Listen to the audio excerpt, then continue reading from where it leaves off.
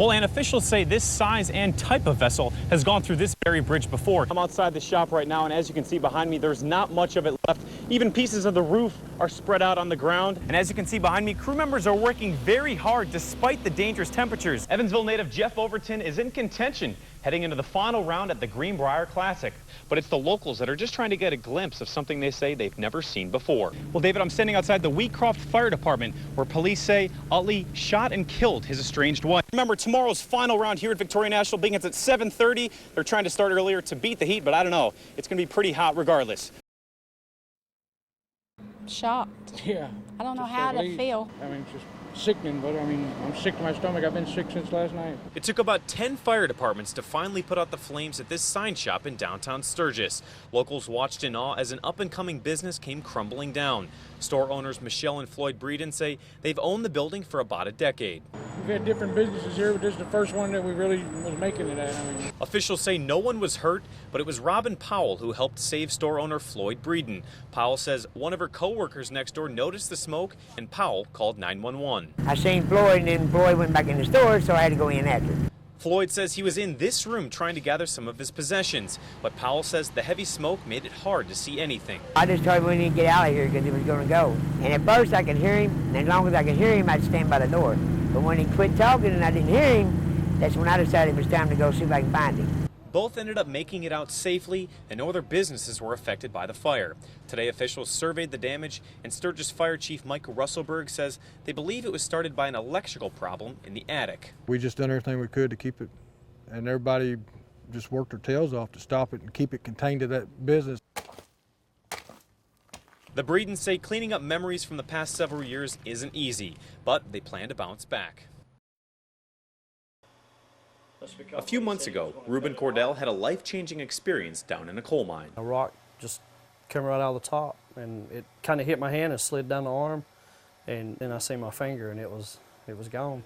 Cordell says the pain was excruciating. The first thing on my mind was, you know, I've cut the end of my finger off, and I don't want to lose it. Meanwhile, a local doctor had a representative from ACEL come in to talk about regenerative medicine. Then a couple weeks later, I had a patient who presented that way. And I said, this could be an opportunity to really try this product out. So Cordell and Dr. Dennis Kniffler gave this procedure a try. And over a 6-week span, the process was simple. Cordell applied a sugary substance to his finger 3 times a week. It burnt, it sting, you know, and then all the vessels and nerves and all that stuff, the tendons are growing back right now. And you can see the series of photos from each visit, and it's remarkable. Each time he comes back, it looks better and better and better.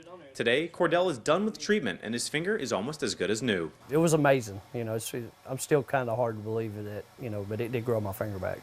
The ACEL technology has been successful in other states, and it works on other body parts, including noses and ears. It's a first for Kentucky, and Cordell and Dr. Kniffler are proud to be a part of history. I'm very excited to offer this to more of our patients. It's like nailing your name in the pages of history.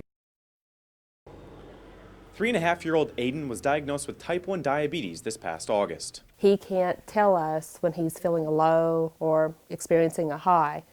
When mother of Aiden, Beth Termero, saw a clip of a young boy with a similar condition receiving his diabetic alert dog, she knew this was perfect for Aiden. I was just amazed by the story, so I started making phone calls the next day and called your station and got the name of the kennels. Termero says she started various local fundraisers to raise money for the dog, which can cost between $15,000 and $20,000. The support that we've had, it's just been amazing. Warren Retrievers in Virginia today delivered Piper, Aiden's new diabetic alert dog. And trainer Sherry Campbell is there to frequently check up on the family. She says it's often a seamless transition. When we bring them into the home, it's not a shock to the puppy, a shock to the family.